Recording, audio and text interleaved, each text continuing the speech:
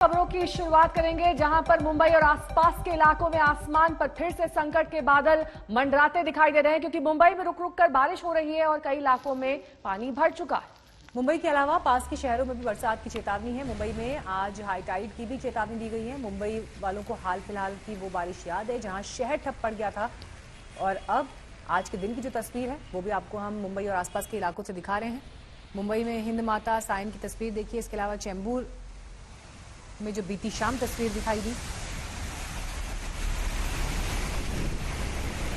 हिंद माता से हमारे सहयोगी पंकज उपाध्याय इस वक्त तमाम जानकारी के साथ जुड़ गए हैं। जाहिर तौर पर पंकज, बारिश का सिलसिला थमने नहीं वाला है, मॉनसून आ चुका है और ऐसे में हाई टाइड की चेतावनी भी। आम बात है, हर साल ऐसा ही होता है मुंबई में। जी, आज की अपडेट ये है कि मुंबई के कई इलाकों में इस वक्त रुक रुक कर बारिश हो रही है। प्रिकॉशनरी मेजर ले लिए गए हैं, बीएमसी का ऐसा कहना है, लेकिन वार्निंग है कि moderate to very heavy rainfall isolated जगह में हो सकती है। पिछले 1 घंटे में काफी बारिश हुई है कई इलाकों में। अब साइन में जो लो लाइंग एरियाज हैं, हिंद माता में जो लो लाइंग एरियाज हैं, वहां काफी पानी भरा था। थोड़ी देर पहले पानी धीरे धीरे अब निकलना शुरू हो गया है, लेकिन बारिश अभी नहीं रुकी है। करीब 4:12 पर 4.05 मीटर की हाई टाइड का प्रेडिक्शन है। यानी अगर 1-8 घंटे और बारिश होती है तो फिर मुंबई वासियों के लिए मुसीबत तो एक बार फिर से हो सकती है। मुंबई वासी अब इसी बात से डर रहे हैं कि अगर तेज बारिश हो सकती है, जो हाल 9 तारीख का हुआ वो फिर से ना हो जाए। बीएमसी ने अपनी तरफ से ये कहा है कि अब उसने पूरी तैयारियां कर ली हैं। कल एक प्रेस नोट निकाला गया जिसमें बीएमसी ने कहा कि ऐसे 76 लोकेशंस हैं मुंबई में और सबअर्बन इलाकों में जहां पर पूरी तैयारी कर ली गई है और वहां पर अब वाटर लॉगिंग नहीं होगी। बाकी जितने इलाके बचे हैं जहां पर ये गुंजाइश है कि वाटर लॉगिंग हो सकती है, इस माह के अंत तक वो भी मिट जाएगी। यानी जून के माह के एंड तक तो फिर मुंबई में कहीं भी वाटर लॉगिंग नहीं होगी, ऐसा बीएमसी कमिश्नर ने कह दिया है। क्योंकि नालों में अक्सर गार्बेज भर जाता है, उसके लिए बड़ा लंबा चौड़ा प्रेस नोट निकाला जिसमें कहा कि सीसीटीवी लगाया जाएगा और देखा जाएगा कि नालों में गार्बेज डिस्पोजल तो नहीं हो रहा है। यह भी कहा गया है जो डिसिल्टिंग का काम है उसको कंप्यूटराइज तरीके से मॉनिटर किया जाएगा। और ये हिंद माता का एरिया जहां बहुत थोड़ी बारिश में पानी भर जाता है, अब बीएमसी एक बहुत ही बड़ा काम कर रहा है। मेरे कैमरा पर्सन समीर शानबाग आपको सड़क के दूसरी तरफ दिखाने की कोशिश करेंगे कि बड़े बड़े बोल्डर्स लगा दिए गए हैं। यहां पर खास काम ये हो रहा है कि अब अंडरग्राउंड वाटर टैंकर्स बनाए जाएंगे। बीएमसी का यह कहना है कि तेज बारिश में इन वाटर टैंकर्स में पानी भरा जाएगा। आपके पास उत्तर प्रदेश के गाजियाबाद में मुस्लिम बुजुर्ग की पिटाई मामले को लेकर सियासी बवाल है। सीएम योगी ने राहुल गांधी के ट्वीट पर पलटवार किया है। उत्तर प्रदेश के गाजियाबाद में 72 साल के अब्दुल समद की पिटाई का मामला राजनीति का नया संग्राम खड़ा कर चुका है। आरोप लगा था कि अब्दुल समद की पिटाई हुई, उनकी दाढ़ी काटी गई और उनसे जय श्री राम का नारा लगवाया गया। इस मामले में गाजियाबाद की पुलिस धार्मिक एंगल से मारपीट को नकार रही है। पुलिस ने जो तथ्य रखे हैं उसे हम आगे बताएंगे, लेकिन इस पर राहुल गांधी बनाम योगी आदित्यनाथ की जंग को देख लीजिए। राहुल ने ट्वीट किया था, मैं ये मानने को तैयार नहीं हूं कि श्री राम के सच्चे भक्त ऐसा कर सकते हैं। ऐसी क्रूरता मानवता से कोसों दूर है और समाज व धर्म दोनों के लिए शर्मनाक है। इसी ट्वीट पर योगी आदित्यनाथ ने पलटवार करते हुए लिखा कि प्रभु श्री राम की पहली सीख है सत्य बोलना, जो आपने कभी जीवन में किया नहीं। शर्म आनी चाहिए कि पुलिस द्वारा सच्चाई बताने के बाद भी आप समाज में जहर फैलाने में लगे हैं। सत्ता के लालच में मानवता को शर्मसार कर रहे हैं। उत्तर प्रदेश की जनता को अपमानित करना, उन्हें बदनाम करना छोड़ दें। योगी को राहुल गांधी पर हमले का ये मौका गाजियाबाद पुलिस की जांच से मिला है। पुलिस ने साफ कहा कि पिटाई में अब तक की जांच में कोई धार्मिक पहलू उजागर नहीं हुआ है। नारों जैसी जहां तक बात है, अभी तक उसमें कोई भी तथ्य इस तरह का सामने नहीं आया है कि वहां नारे लगवाए गए, ना ही इस तरह का हमको कोई वीडियो मिला है। अगर कोई इस तरह की चीज होती है या होगी तो उसमें कार्रवाई की जाएगी, लेकिन अभी तक इस तरह का कोई भी तथ्य प्रकाश में नहीं आया। अब्दुल समद से जय श्री राम कहलाने वाले और उनकी दाढ़ी काटने के आरोप समाजवादी पार्टी के स्थानीय नेता उम्मेद पहलवान के साथ फेसबुक लाइव के बाद लगे थे, जबकि 5 जून के इस मामले पर 7 जून को उम्मेद पहलवान ने अब्दुल समद को साथ लेकर अज्ञात लोगों पर एफआईआर दर्ज करवाई। एफआईआर में धार्मिक पहलू का कोई जिक्र नहीं हुआ। पुलिस का दावा है कि बुलंदशहर के रहने वाले अब्दुल समद ताबीज बनाने का काम करते हैं और मुख्य आरोपी परवेश गुर्जर के कहने पर उन्होंने ताबीज बनाई थी, लेकिन वो अब्दुल समद से नाराज था क्योंकि ताबीज काम नहीं आई थी। आरोपों के मुताबिक अब्दुल समद की पिटाई परवेश के साथ कल्लू, पोली, आदिल, आरिफ और मुशाहिद ने की। उस दिन उन्होंने कोई भी इस तरह की बात नहीं कही थी कि कोई धार्मिक शब्द बोलने के लिए, इनसे नारे लगाने के लिए कहा गया है या कुछ इस तरह की बात। इन्होंने एक नॉर्मल मारपीट अपना बताया था, उसी में हमने मुकदमा दर्ज करके आवश्यक कार्रवाई इसमें कर रहे थे। तो और भी कोई चीज़ समय के साथ जैसे और चीज़ पता चली जब वीडियो आया, क्योंकि तब तक वो वीडियो नहीं आया था। वीडियो आने के बाद क्लियरली उसमें दिखाई दिया कि इनके साथ बहुत ही ज़्यादा बदतमीजी इन लड़कों ने की है, बहुत ही ज़्यादा अभद्रता की है। तो उसी के आधार पर, क्योंकि नो डाउट इस तरह के कृत्य से आप किसी के साथ इस तरह की छेड़खानी कर रहे हो तो उस कृत्य से धार्मिक सौहार्द बिगड़ सकता है। तो इस कारण से हमने इसमें धाराएं इसमें बढ़ाई हैं। आरोपियों में मुसलमान लड़कों के शामिल होने और पिटाई का वायरल वीडियो बिना ऑडियो के होने की वजह से धार्मिक वजह से पिटाई के आरोपों पर सवाल उठे हैं। हालांकि गाजियाबाद पुलिस की जांच में सामने आए इस तथ्य के बावजूद फेसबुक लाइव करने वाला उम्मेद पहलवान आरोपों पर कायम है। मेरा कहना यह है कि अगर ताबीज की बात आई है तो आप पुलिस को बताते, आपका ताबीज से क्या नुकसान हुआ है। आपके घर में कोई एक्सीडेंट हो गया हो, उस ताबीज से कोई मर गया हो, आपकी प्रॉपर्टी छिन गई हो, आपका बहुत बड़ा नुकसान हो गया हो, तो आपको बताना चाहिए था कि साहब ताबीज से मेरा ये नुकसान हो गया। उसके बाद आपने उनको मारा, यह कानूनी अपराध। मारने के बाद मैं ये पूछना चाहता हूं परवेज गुर्जर और उसके साथियों से कि दाढ़ी काटने की आपकी मानसिकता क्या थी। आपने मारा अलग बात है, दाढ़ी क्यों काटी, आखिर दाढ़ी काटने की वजह क्या थी। ऐसी मानसिकता के लोग अभी भी हिंदुस्तान पे, धरती पे है जो बवाल कराना चाहते हैं। तो हमने तो बड़ी शांतिपूर्ण मुकदमा लिखवाया। 2022 के यूपी चुनाव की जब सुगबुगाहट शुरू हो रही है तब ये मामला और सुर्खियां बटोर रहा है। अभिषेक आनंद, गाजियाबाद, आज तक। दिल्ली में पिछले कुछ दिनों से पानी की समस्या पर विवाद चल रहा है। पानी भरने के चक्कर में टैंकर आते ही लोग दौड़ पड़ते हैं। एक और जहां मुख्यमंत्री अरविंद केजरीवाल दिल्ली को मुफ्त में पानी देने का वादा करते हैं, तो वहीं घर घर तक पानी पहुंचाने की योजना का दम भरने वाली केंद्र सरकार भी विफल नजर आ रही है।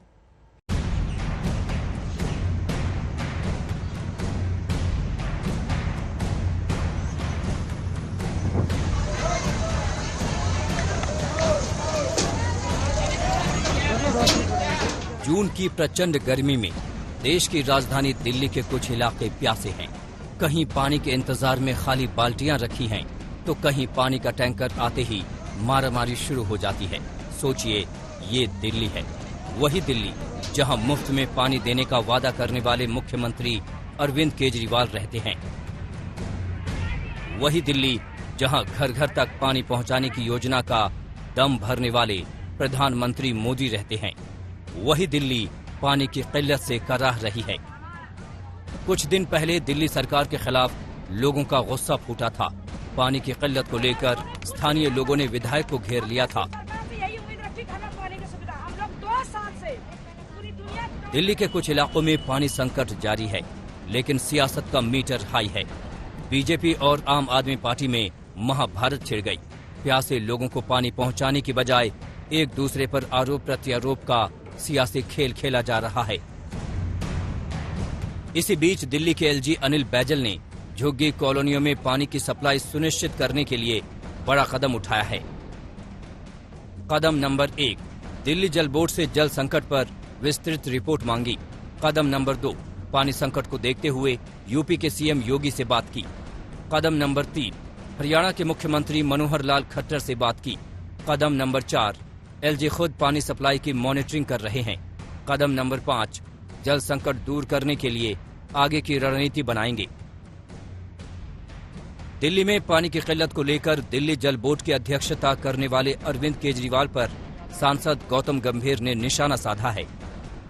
कब तक छुपेंगे, कब तक झूठ बोलेंगे कि साफ पानी सबका अधिकार है। देश के सबसे अमीर आदमी से लेकर देश के सबसे गरीब व्यक्ति तक, अगर आप उसको साफ पानी तक नहीं दे सकते, वो भी इस महामारी में, तो आप उसको क्या दे पाएंगे। आपने मुफ्त बिजली और मुफ्त पानी जरूर दिया, लेकिन ऐसा पानी दिया जिससे आप नहा भी नहीं सकते। और मुझसे बेहतर कौन जानेगा गंदे पानी को लेके।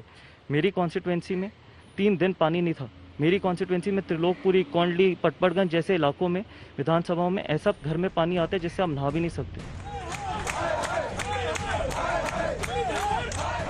ये तस्वीर कुछ दिन पुरानी है, जब झंडेवालान स्थित जल बोर्ड के मुख्यालय के बाहर लोगों ने दिल्ली सरकार के खिलाफ हल्ला बोला था।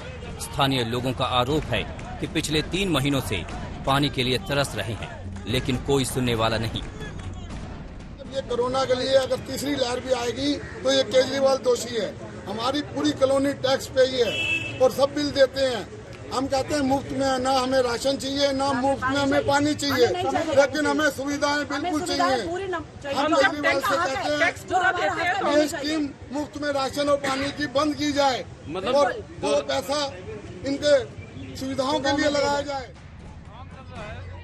दिल्ली के चाणक्यपुरी इलाके के संजय कैंप में तो सैकड़ों लोगों का स्थानीय विधायक वीरेंद्र सिंह कादियान के खिलाफ गुस्सा फूटा था। हालांकि दिल्ली में पानी की किल्लत और इन तस्वीरों के लिए दिल्ली जल बोर्ड के उपाध्यक्ष राघव चड्ढा केंद्र सरकार को जिम्मेदार बता रहे हैं। यानी दिल्ली वाले बूंद बूंद पानी के लिए प्यासे हैं और नेताओं की सियासी प्यास बढ़ती जा रही है। ब्यूरो रिपोर्ट, आज तक।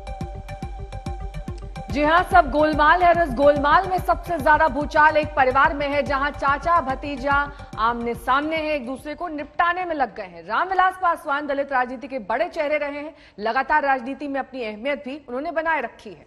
लेकिन रामविलास पासवान के निधन के साथ ही परिवार के पहिए तितर बितर होने लगे हैं। चिराग पासवान को पिता विरासत देकर गए, लेकिन भाई पशुपति पारस ने विरासत पर दावा ठोक दिया है। चिराग फिलहाल अलग थलग इस पूरी लड़ाई में दिखाई दे रहे हैं। चिराग पासवान जी से बेटा है, मेरा भतीजा है। मैं आज भी आग्रह करता हूं कि आओ तुम पार्टी में रहो।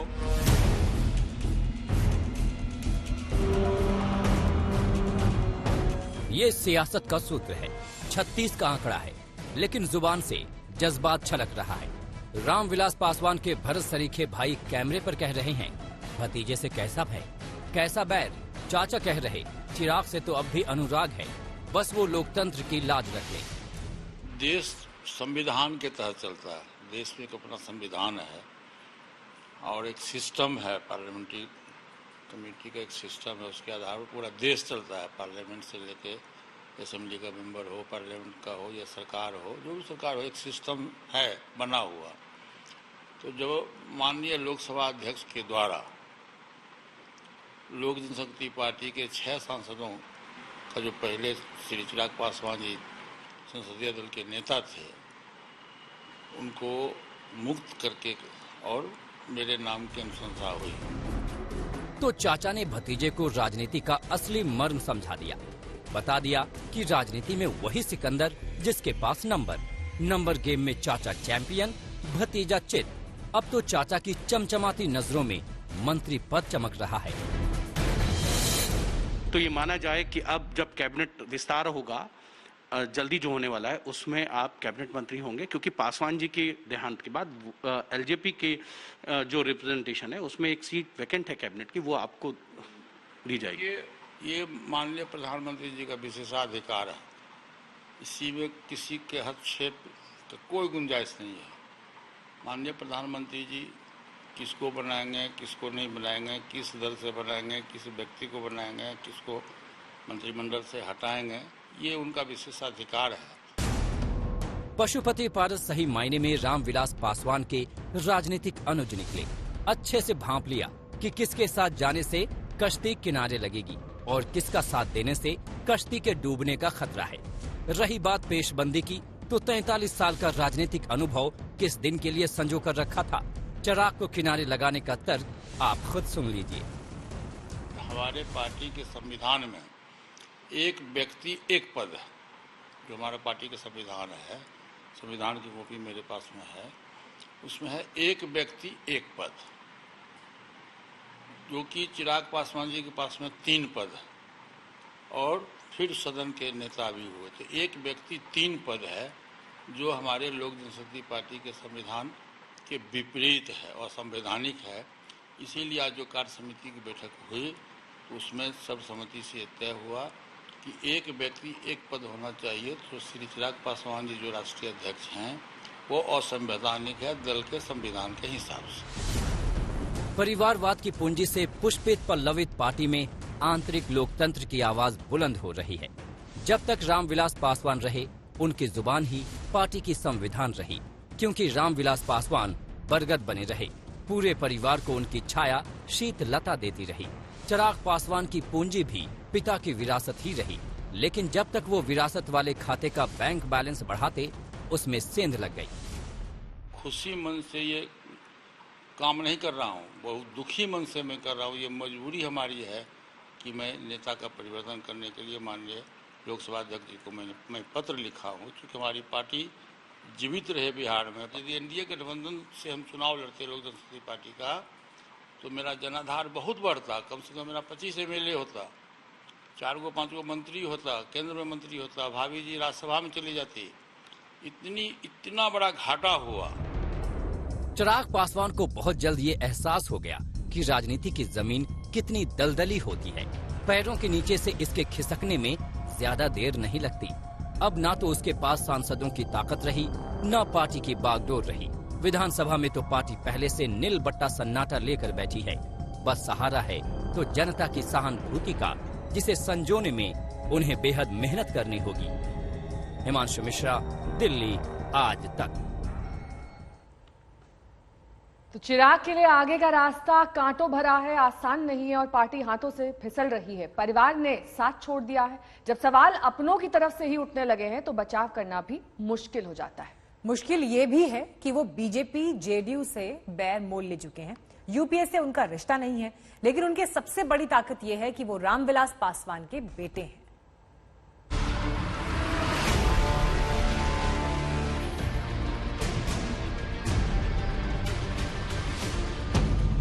चाचा ने दरवाजा बंद कर लिया, संदेशा भिजवा दिया कि भतीजे के लिए उनके रूट की सभी लाइनें व्यस्त हो गई हैं।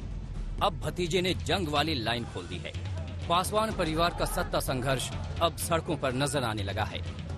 उन्होंने धोखा दिया है हमारे माननीय नेता चिराग पासवान जी को। पशुपति के बेटा समान चिराग पासवान, उन पर पीठ में खंजर और कटप्पा विभीषण भरने का काम किया है। 5 सांसदों का जिन्होंने पार्टी को तोड़ने का काम किया, उनको सस्पेंशन हुआ। किस हैसियत से चिराग पासवान जी 5 सांसद को निकाल देंगे या सस्पेंड करेंगे? वो संसदीय दल के नेता रहे ही नहीं। तो बिहार के इस खानदानी घमासान में तलवारें म्यान से निकल चुकी हैं। चाचा भतीजे में यलगार हो चुका है। दोपहर 1 बजे चिराग पासवान प्रेस कॉन्फ्रेंस करने वाले हैं। उधर पशुपति पारस पटना पहुंच चुके हैं, जहां असली लड़ाई हो रही है। चिराग पासवान की कोशिश सहानुभूति बटोरने की होगी। पशुपति पारस बीजेपी जेडीयू से नजदीकी बढ़ाने में लगे हैं। चिराग चाहेंगे कि जनता ये समझे कि उनके साथ विश्वासघात हुआ है। पशुपति पारस घूम घूम कर बता रहे हैं कि चिराग ने एलजेपी को डुबो दिया। पासवान परिवार में लगी इस आग में अब बाकी सियासी ताकतें अपनी अपनी रोटियां सेंकने में लगे हैं। कांग्रेस और आरजेडी दोनों को लगता है कि चिराग को ईंधन देकर भविष्य रोशन किया जा सकता है। खंजर फूंका है चिराग पासवान के पीठ में। लोगों का एक ही बात कहना है कि तेजस्वी प्रसाद यादव नौजवान हैं और चिराग पासवान नौजवान हैं। दोनों आदमी कदम से कदम मिलाकर आगे की राजनीति करें। बिहार की राजनीति तेजस्वी प्रसाद यादव को मुख्यमंत्री बनाने में मदद करे और वो केंद्र की राजनीति करे। मैं समझता हूँ चिराग पासवान रामविलास पासवान जी के विरासत के उत्तराधिकारी हैं। भले ही उनके एमपी उनसे टूट के चले गए, लेकिन जिन लोगों ने ये साजिश उनके खिलाफ, उनके पार्टी के खिलाफ किया है, ये वक्त का तकाजा है। उन्हें कांग्रेस आरजेडी से हाथ मिलाना चाहिए। ये समझना ज्यादा मुश्किल नहीं कि पशुपति पारस को शक्ति कहां से मिल रही है। बीजेपी जेडीयू दोनों की नजर एलजेपी पर रही है। इस परिवार पलट राजनीति में सबके वारे न्यारे हो गए। पशुपति पारस को मंत्री पद का प्रसाद मिलना तय है। जेडीयू ने हार का हिसाब चुका लिया। बीजेपी के हाथों में एलजेपी का रिमोट कंट्रोल आ गया। बस गंवाया तो चिराग ने, लेकिन गिरकर उठने का मौका तो उनके पास भी है। आज तक ब्यूरो। रुक करेंगे पंजाब का, जहां पर पार्टी के भीतर चल रही अंतःकलह को खत्म करने की कमान अब सोनिया गांधी ने खुद ले ली है। सूत्रों के मुताबिक पंजाब कांग्रेस के सीनियर नेताओं को 20 जून को बैठक के लिए दिल्ली बुलाया गया है। नवजोत सिंह सिद्धू और कैप्टन अमरिंदर सिंह भी इस बैठक में शामिल होंगे। सोनिया गांधी की तरफ से दोनों नेताओं के बीच जारी मनमुटाव को खत्म करने की कोशिश की जाएगी। सत्येंद्र चौहान इस वक्त जुड़ गए हैं हमारे साथ और जानकारी के साथ। सत्येंद्र, हालांकि इस बैठक के होते होते भी काफी देर हो गई, क्योंकि उससे पहले पंजाब की जमीन में टकराव की जो स्थिति दिखाई दी है वो वाकई कांग्रेस के लिए बहुत चुनौतीपूर्ण स्थिति है। किन किन को न्योता दिया गया है, क्या बैठक का स्वरूप हो सकता है, कुछ खबरें आप तक पहुंच रही हैं? देखिए, ये तो कांग्रेस के अंदर की बात है, लेकिन अगर कांग्रेस के बाहर की भी पंजाब की राजनीति की बात करें तो अकाली दल ने बहुजन समाज पार्टी के साथ गठबंधन कर लिया है और अकाली दल आक्रामक तरीके से कहीं ना कहीं कांग्रेस पर पलटवार करने में लग गया है। तो कुल मिलाकर पंजाब की राजनीति कहीं ना कहीं गरमाने लगी है। विधानसभा चुनावों में 6 से 7 महीने का वक्त बचा है। ऐसे में कांग्रेस अभी तक यही नहीं तय कर पा रही है कि कौन नेता किस भूमिका में होगा, और कांग्रेस के अंदर की जो लड़ाई है वो किसी से छिपी नहीं है, जग जाहिर है। कांग्रेस के अपने ही मंत्री विधायक अपने ही मुख्यमंत्री के खिलाफ निशाना साध रहे हैं। कांग्रेस की हाईकमान ने 3 मेंबर्स की कमेटी बनाई थी, उस कमेटी ने आला कमान को रिपोर्ट सौंप दी है। अब उसके बाद ये कहा जा रहा है कि 20 जून को कैप्टन अमरिंदर सिंह, नवजोत सिंह सिद्धू के अलावा 2-3 और वरिष्ठ नेता हैं, उनको बुलाया जा सकता है और इनको एक टेबल पर आमने सामने बैठाकर बात की जा सकती है, जिसमें मुख्य फार्मूला यही रहेगा कि चुनावों से पहले किसके पास क्या भूमिका होगी और आगे ये जो अंतरकलह है ना हो और इसको यहीं पर फुल स्टॉप लगाया जाए। इन बातों की चर्चा के लिए तमाम बड़े नेताओं को दिल्ली में बुलाया गया। बहुत बहुत शुक्रिया सत्येंद्र, इस तमाम जानकारी के लिए आपका। पंजाब के बाद अब रुक करेंगे पश्चिम बंगाल का, जहां पर एक अलग किस्म का सियासत का खेल देखने को मिल रहा है। यहां सरकार और राज्यपाल में तनाव और टकराव खत्म नहीं हो रहा। बंगाल के राज्यपाल जगदीप धनखड़ दिल्ली आए, लेकिन उनके दिल्ली आने के दौरान जो चिट्ठी सामने आ गई, उस चिट्ठी को लेकर ममता बनर्जी ने जबरदस्त नाराजगी दिखाई। तो महुआ मोइत्रा ये कहते हुए सुनाई दी कि वो वापस अब ना ही लौटे तो बेहतर।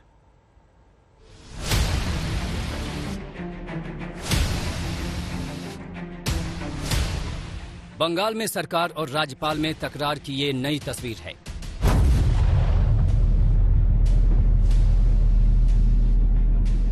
राज्यपाल धनखड़ शिकायतों का पुलिंदा लेकर दिल्ली आ गए हैं और आने से पहले एक चिट्ठी भी जारी कराए।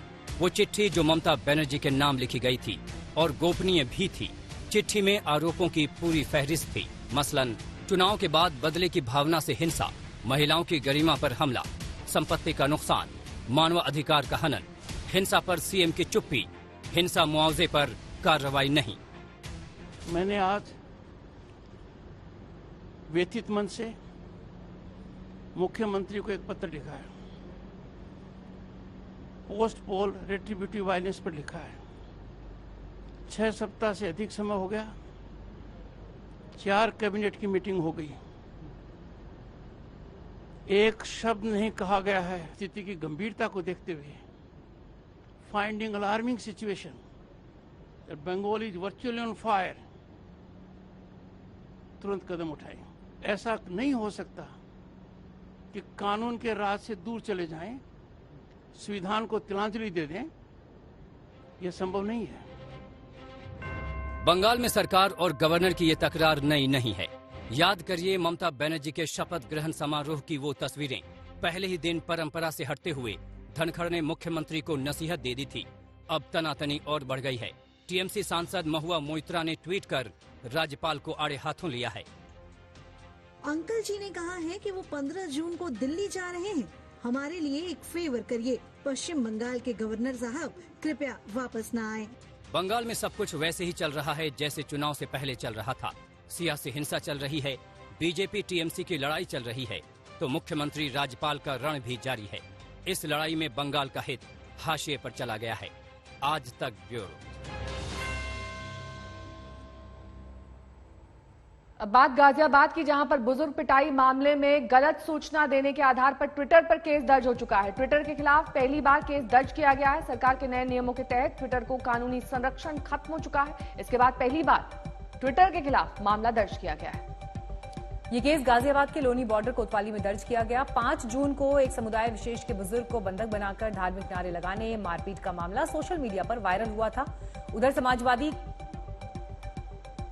पार्टी का कहना है कि सरकार सुरक्षा देने में चूकी, तो बीजेपी का जवाब आया था कि यूपी का माहौल कुछ ताकतें खराब करने में लगी हैं।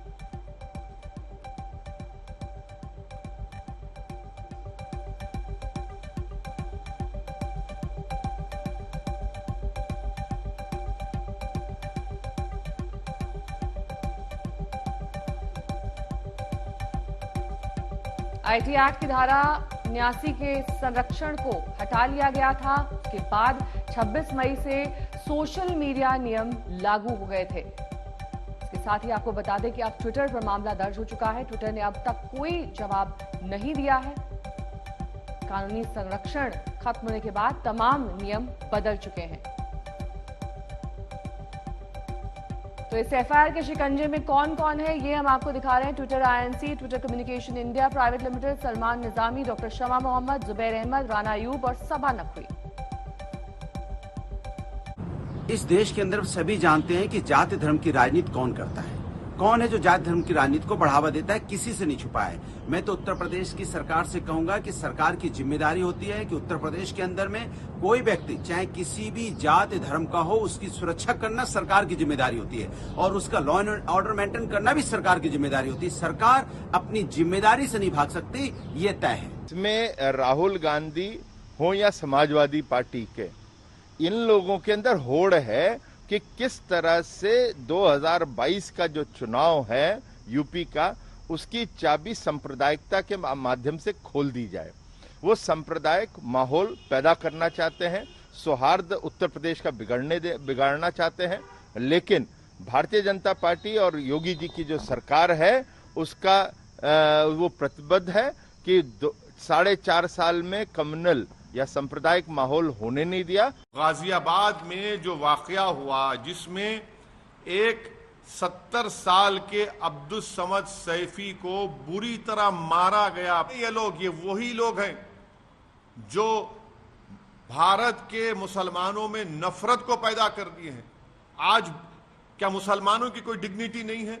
बुरी तरह पीटा जा रहा है, बुरी तरह मारा जा रहा है, वीडियो निकाला जा रहा है। जो लोग की इस तरह के अपराधी हैं उनके खिलाफ, उन पर कानून का फंदा पहुंच चुका है, उनके खिलाफ कार्रवाई हो चुकी है। न केवल अपराधियों के खिलाफ बल्कि उनके आकाओं को भी छोड़ा नहीं जाएगा, उनके खिलाफ भी कार्रवाई होगी। लेकिन इस साजिशी सुपारी सिंडिकेट को एक बात समझ लेना चाहिए कि देश के सद्भाव के ताने बाने को छिन्न भिन्न करने का षड्यंत्र साजिश, भारत में दुनिया को बदनाम करने की षड्यंत्र साजिश कभी भी उनकी सफल नहीं होगी। और ऐसा तो है नहीं ये साजिशी सुपारी सिंडिकेट पहली बार ये ऐसी अपनी शैतानी हरकतें कर रहे हैं।